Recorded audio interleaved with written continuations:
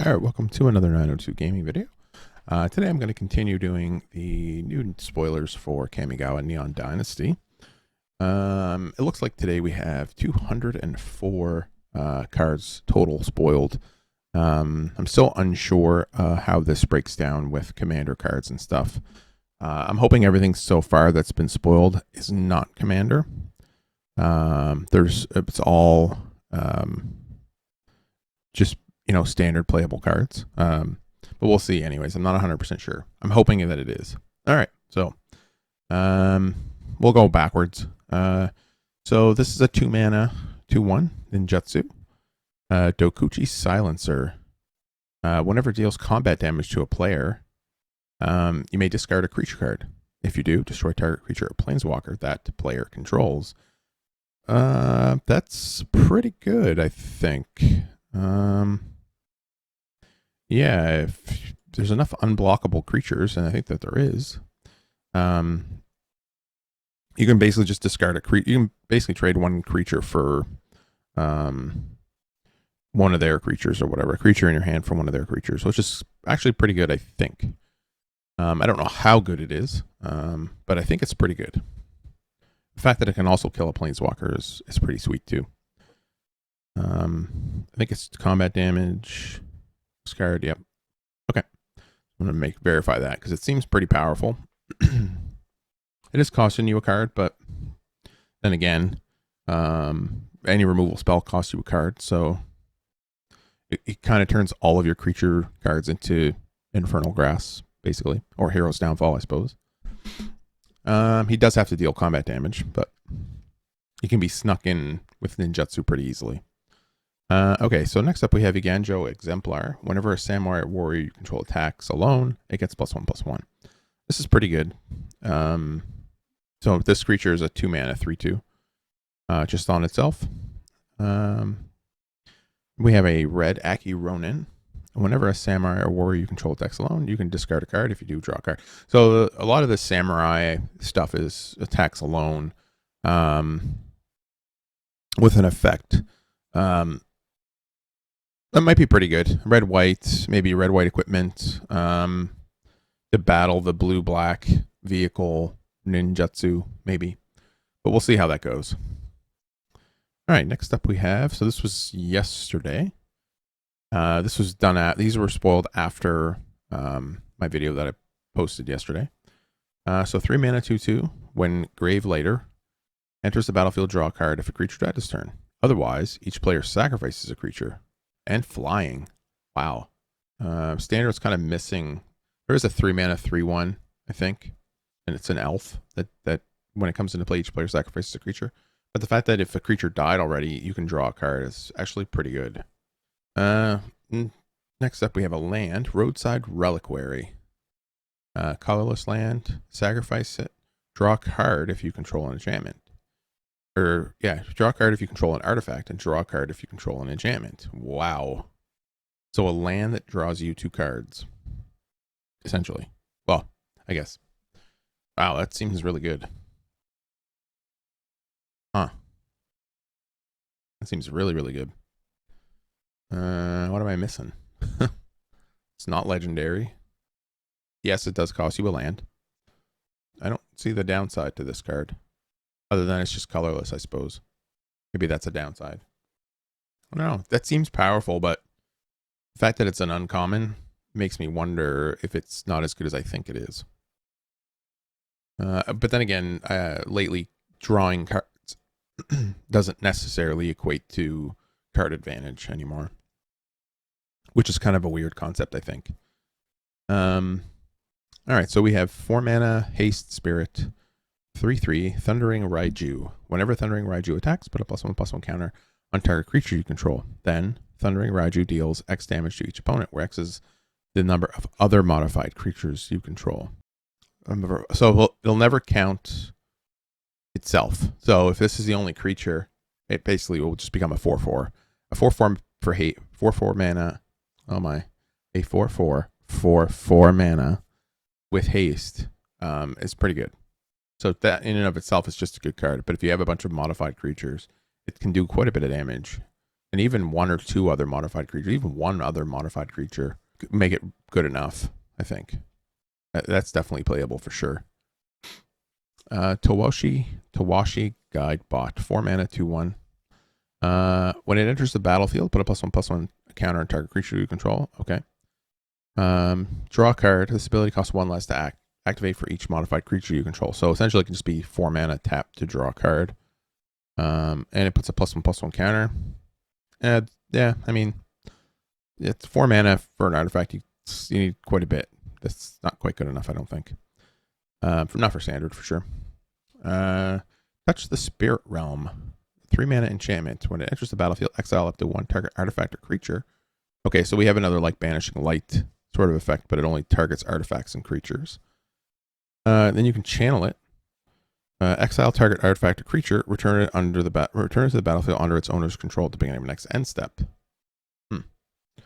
So one of the downfalls of these types of enchantments tends to be the fact that they're sorcery speed.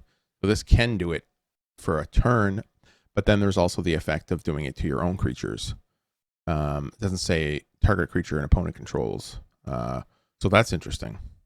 That's probably a really good spell, I think, especially given the format. And of course, white is going to get that spell. That's a really good spell. 3 mana, 4/3 flying, crew of 1.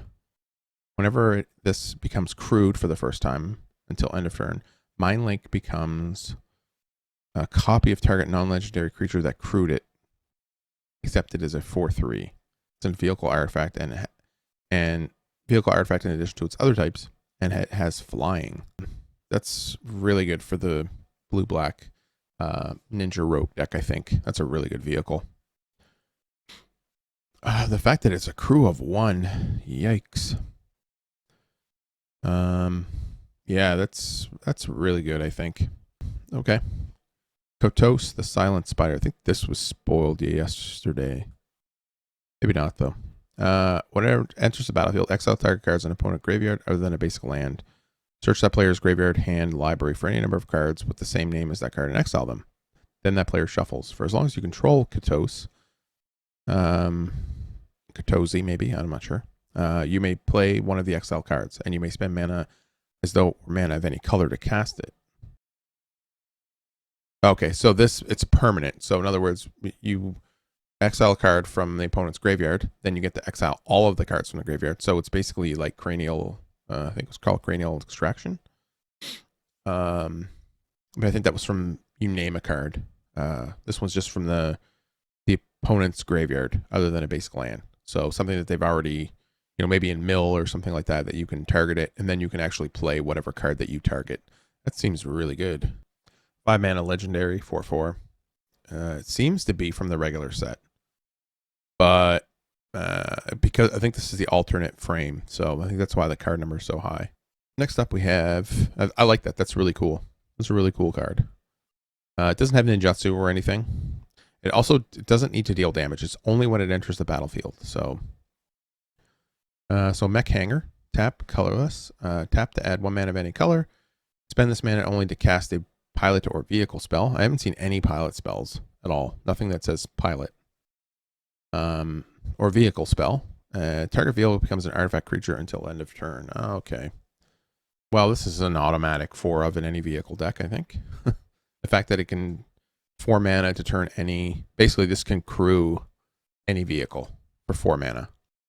It's not like super overpowered, but I think it's an auto include in vehicles for sure. If that becomes a thing, maybe vehicles aren't good enough to be a deck in and of themselves, and maybe there's a few vehicles in some of the top decks. They're obviously pushing vehicles again.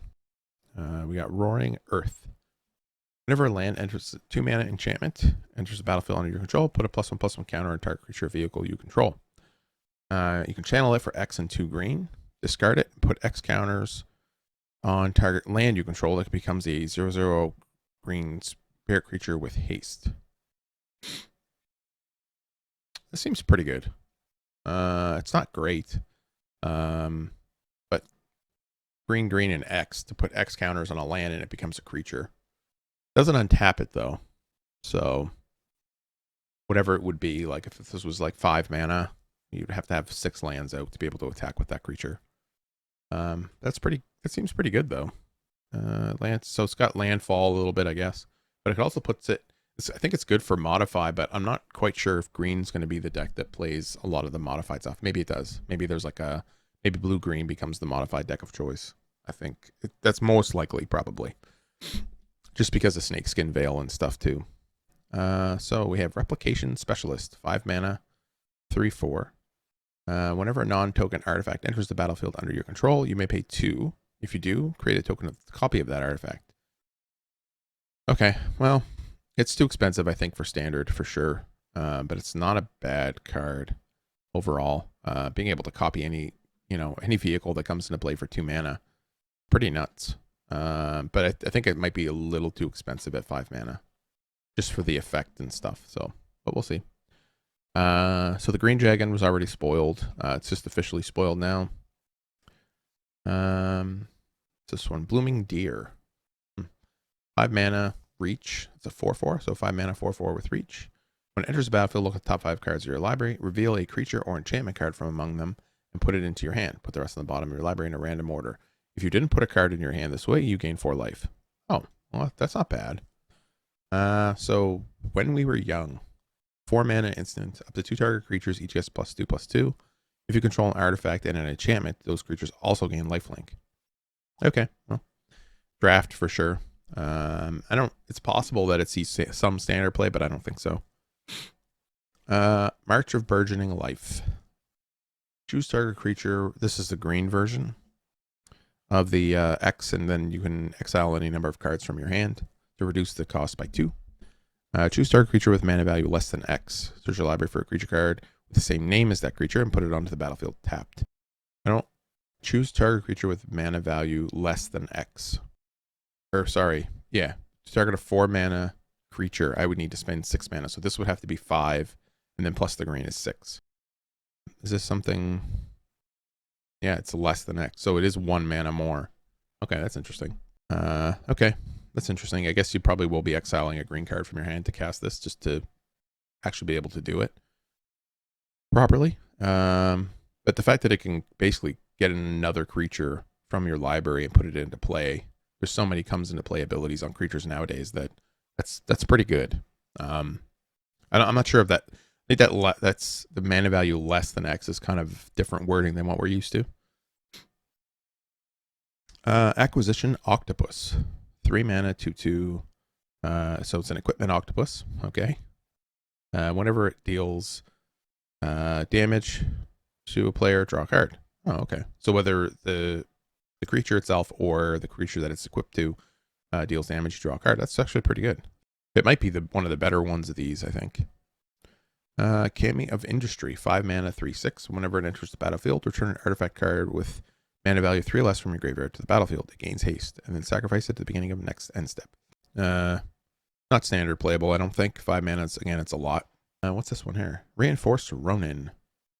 1 mana, 2/2 haste. Okay. At the beginning of your next end step, return it to your hand. Oh, wow. So we have a 2 mana, or sorry, we have a 1 mana 2/2 with haste that bounces back to your hand, and then you can channel it for 2 mana to discard it and draw a card. So once you're done with, with 2/2 creatures no longer strong enough, you can actually just discard it and draw a card. That's insanely powerful. That is insanely powerful. It is a very good red creature. Raiju Sentinel. 3 mana, 3/3 defender. It's a construct. When Raiju Sentinel enters the battlefield, target player mills 3 cards. Okay. Put target card from a graveyard on the bottom of its owner's library. I don't know why you would ever do that except for yourself, I suppose. Yeah, I mean, this is a good creature for mill decks. Kind of a blocker. I don't know if it'll see play. Maybe. But it's maybe like sideboard against these hyper-aggressive red decks. It's kind of slow, though, I think. It would have been good as like a 2 mana 0/3 or something. All right, so we have a reprint. Thirst for Knowledge. Draw 3 cards. Discard 2 cards unless you discard an artifact card. It fits into a lot of decks, I think. It was a very played card back when it was first printed, and then reprinted again. I think this is the third time it's been reprinted. I like it. It has all kinds of applications and stuff, so good card drawer. Next up we have Blade of the Oni. So I think I seen this one yesterday, but it was after my video that I had posted. 2 mana, 3/1 with Menace. Equipped creature has base power and toughness of 5/5, has Menace, and is a black demon in addition to its other colors and types. So this is similar to this red one over here, where as a 2 mana, 3/1 Menace, when that becomes no good, you can reconfigure this onto another creature to make it bigger. This is a good card too. This is a really good card, I think. Yeah, you can basically pay 4 mana and make a 5/5 with Menace. Wow, that's really good. Okiba's Rescue. Return target creature or vehicle from your graveyard to the battlefield. Put 2 +1/+1 counters on it if you control an artifact and an enchantment. Okay, just another raised, another reanimator spell. I say raised dead, but it's not actually a raised dead. We got a gold card. Ishin, 2 heavens is 1. 1 red, white, and black. So Mardu, pretty sweet. Big Mardu fan. Human Samurai. If a creature attacking would cause a triggered ability of a permanent you control to trigger, that ability triggers a second time, or an additional time. Wow. So 3 mana, 3/4. All the samurai stuff, all the stuff that says if it attacks alone, I think this is your creature that you attack alone with. Yeah, I think that's it. You get all kinds of different triggers from this thing. I just wonder if it's actually in the main set or not. Hopefully that it is, because hopefully Mardu would be back on the menu.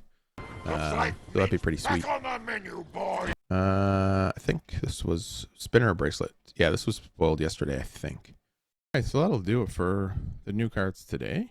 Nothing else is spoiled.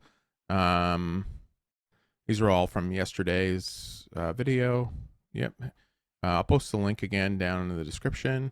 We're at 204 of 302 right now. So I think there's a lot of alternate frames and stuff that have been spoiled. Yeah, this main page here has everything kind of in order and stuff. I think all the mythics have been spoiled now. And it looks like by tomorrow we should have the entire spoiler. Anyways, hopefully you enjoyed this video. I'll do another one today if there's more spoilers later on.